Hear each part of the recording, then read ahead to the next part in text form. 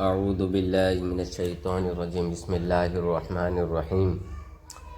السلام علیکم ورحمۃ اللہ وبرکاتہ اللہم صلی علی محمد وعلی آل محمد کما صلیت علی ابراہیم وعلی آل ابراہیم انک حمید مجید رب اشرح لی صدری ویسر لی امری واحلل عقدۃ من لسانی یفقہوا قولی رب زدنی علما نافعا وارزقنی فہما سبحانک لا علم لنا الا ما علمتنا انک انت العلیم الحکیم۔ میرے بھائیوں، آج میری جو گفتگو ہے وہ روحانی علاج یعنی جنات اور شیطان، ہمزات اور عفریت جتنے اقسام ہیں ان سب کے بارے میں ذکر ہوگا انشاءاللہ۔ آج ہم مختصر جنات کے بارے میں ان کے حقیقت کو بیان کریں گے۔ تو میرے دوستو، جیسے کہ آپ نے سنا ہوگا، مجھے بڑے بوڑھوں کی نصیحت اب تک یاد ہے کہ وہ بچوں کو منع کرتے تھے کہ شام کو چھت پر بال کھول کر نہ جائے، دوپہر کو درخت کے نیچے نہ بیٹھے، آپ نے بھی سنا ہوگا، اور ویرانے میں کبھی حاجت کے لیے نہ جائے، یہ بھی سنا ہوگا آپ نے۔ بزرگوں کی باتوں میں کوئی نہ کوئی حقیقت ضرور ہوتی ہے، جیسے جن، بھوت، پریت، آصف اور ارواح خبیثہ اور اس نوع کی دیگر بے شمار قوتیں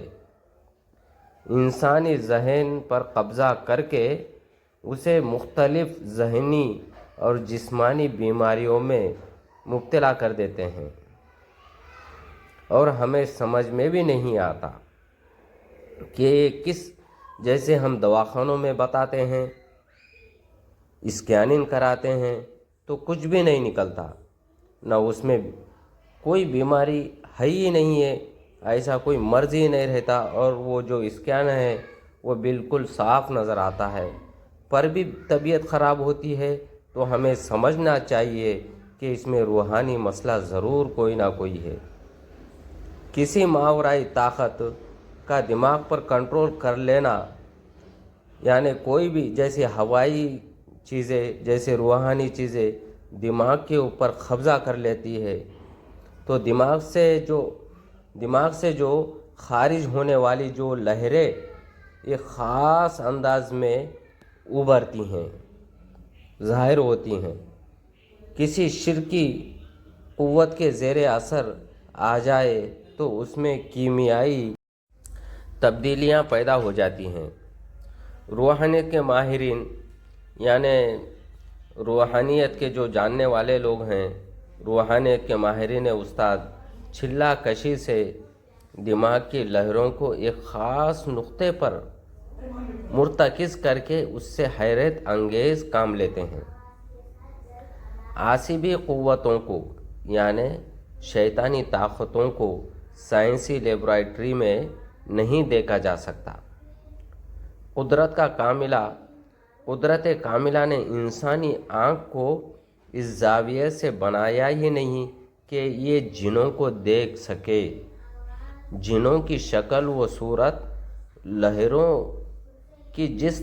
فریکوینسی سے بنی ہے وہ انسان کی دیکھنے کی قدرت سے باہر ہے، انسان ہرگز دیکھ نہیں سکتا ان لوگوں کو۔ البتہ بعض لوگ مراقبوں اور خاص چھلوں اور مخصوص ریاضتوں سے اپنے اندر یہ صلاحیت پیدا کر لیتے ہیں کہ وہ اندیکھی چیزوں سے رابطہ پیدا کر سکے۔ ماہرین نے انسانی ذہن کو شعور یعنی سمجھ اور غیر سمجھ میں تقسیم کیا ہے، یعنی ان چیزوں کو سمجھنا اور نہیں سمجھنا، اور شعور اور لاشعور میں تقسیم کیا ہے۔ تر عصبی قوتیں نہ صرف انسانی اور ان دل و دماغ کو متاثر کرتی ہیں بلکہ تحت شعور اور لاشعور پر، یعنی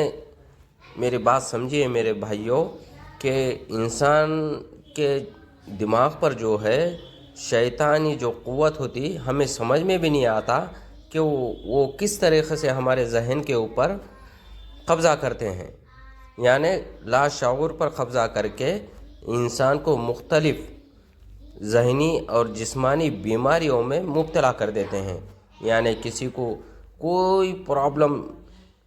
ڈاکٹروں کے پاس جب بتاتے ہیں تو کوئی پرابلم نہیں رہتا، پر بھی اس کو بیماری کچھ نہ کچھ بیماری رہتی ہے، پریشان ہوتے ہیں، ہاتھ پیراں ٹھنڈے ہوتے ہیں، ان کو سمجھ میں نہیں آتا، یعنی یہ شیطانی اور قوتی اثرات ہونے کی علامت ہے، یعنی جسمانی بیماریوں میں مبتلا کر دیتی ہیں۔ بحیثیت مسلمان ہم جنوں کے وجود سے جنوں کے وجود سے انکار نہیں کر سکتے، یعنی ہم مسلمان لوگ تو اللہ تعالیٰ نے قرآن پاک میں بھی اس کا ذکر کیا ہے، ہم ان کا انکار بھی نہیں کر سکتے، جنوں کے وجود سے انکار ہرگز نہیں کر سکتے۔ قرآن حکیم میں ان کا باقاعدہ ذکر ہے۔ یہ مخلوق آگ سے تخلیق کی گئی، اللہ تعالیٰ نے اس مخلوق کو آگ سے پیدا کیا ہے، اور شکل و صورت بدلنے پر اللہ تعالیٰ نے ان کو اتنی قدرت دے رکھی ہے کہ یہ لوگ کبھی جانور، کبھی بیل، کبھی گائے، کبھی بھینس، کبھی سانپ، اور کوئی بھی صورت یہ لوگ اختیار کر سکتے ہیں۔ اللہ تعالیٰ نے ان کے اندر اتنی طاقت دے رکھی ہے۔ جنات میں مومن بھی ہوتے ہیں اور شیطان بھی، ان میں ہر قسم کے مذہب رکھنے والے موجود ہیں، یعنی مسلمانوں میں، مومنوں میں ہر فرقہ پندی ہے، ہر فرقہ رکھنے والے ہیں، اور غیر مسلم میں بھی ہر فرقہ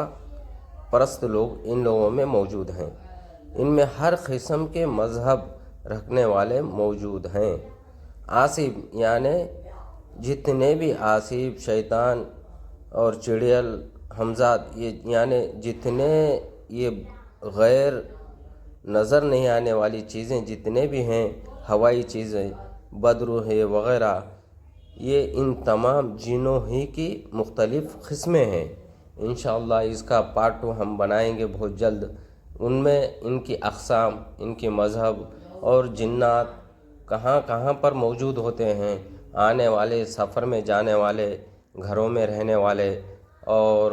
پرانی حویلیوں میں رہنے والے، اور کنویں میں رہنے والے، ان تمام کے اقسام جو ہیں انشاءاللہ ہم آئندہ اس کے پارٹ 2 میں ضرور بیان کریں گے۔ ہمارے ویڈیو کو دیکھیے، انشاءاللہ پارٹ 2 میں اس کے ہر قسم کے بارے میں جتنے بھی اقسام ہیں جنوں کے، ان تمام کا بیان اس میں ہوگا۔ سبحانک لا علم لنا الا ما علمتنا انک انت العلیم الحکیم۔ فی امان اللہ۔